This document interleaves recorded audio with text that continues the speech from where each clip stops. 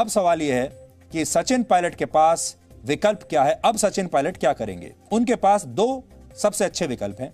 एक विकल्प ये कि वो बीजेपी में शामिल हो जाएं और दूसरा विकल्प ये है कि वो खुद अपना एक क्षेत्रीय दल बना लें। लेकिन सचिन पायलट के लिए फैसला इतना आसान नहीं होगा। यहां दो उनकी परेशानियां हैं, क्योंकि वो ज्योतिरादित्य सिंधिया की तरह सरकार नहीं गिरा पाए अशोक गहलोत की, क्योंकि उनके पास अभी इतनी बड़ी संख्या नहीं है विधायकों की कि वो कोई बड़ा उलटफेर कर सकें। तो हो सकता है बीजेपी में उनकी बार्गेनिंग पावर इस समय बहुत कम रहे और उन्हें बीजेपी में वैसा पद ना मिल पाए जैसा ज्योतिरादित्य सिंधिया को मिला था। इसलिए उनके लिए अच्छा यह रहेगा कि वो अपना एक क्षेत्रीय दल बनाएं। अभी उनके पास समय है और अगली बार पूरी ताकत के साथ राजस्थान में विधानसभा चुनाव लड़ें। और सबसे अच्छी बात यह रहेगी कि आजकल आपने देखा होगा सारे नेता जो कांग्रेस के बाहर निकल रहे हैं या दूसरे दलों के भी, वो बीजेपी में जा रहे हैं। इसका मतलब यह है कांग्रेस पार्टी ने पहले ही इस देश में विपक्ष को बहुत कमजोर कर दिया है और जब तक राहुल गांधी हैं विपक्ष नाम की कोई चीज इस देश में रहेगी नहीं।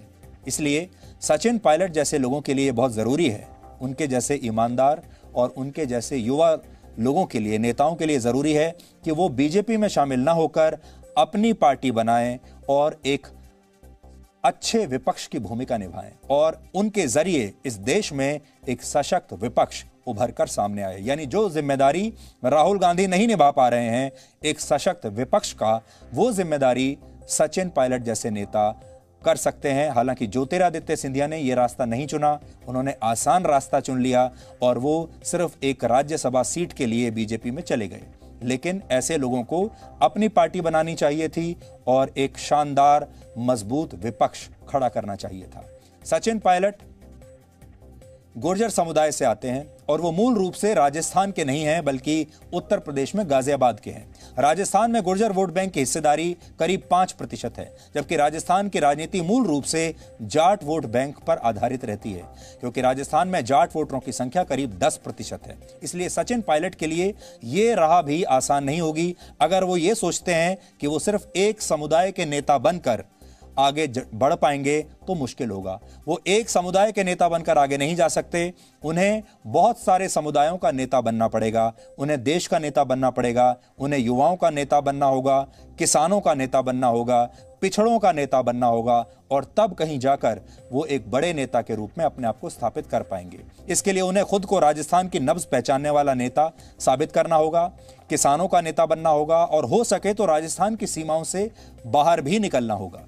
सचिन पायलट की दूसरी परेशानी यह है कि वो ज्योतिरादित्य सिंधिया की तरह सरकार गिराने की स्थिति में नहीं है, इसलिए उनकी बीजेपी में बार्गेनिंग पावर सिंधिया जैसी नहीं होगी। इसलिए जो कांग्रेस के जो युवा नेता पार्टी छोड़ रहे हैं उनके लिए सबसे अच्छा यह रहेगा कि वो अपनी स्वयं की पार्टी बनाएं ताकि देश को एक मजबूत विपक्ष मिले।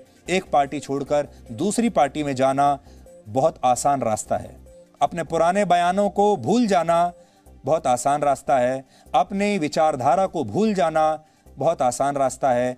एक जमाने में जिसकी तारीफें किया करते थे उसके बारे में अपशब्द बोलना अब बहुत आसान रास्ता है और अपना दल बनाना, अपने सिद्धांतों के आधार पर राजनीति करना यह बहुत मुश्किल रास्ता है और ज्यादातर नेता इस मुश्किल रास्ते पर चलना नहीं चाहते।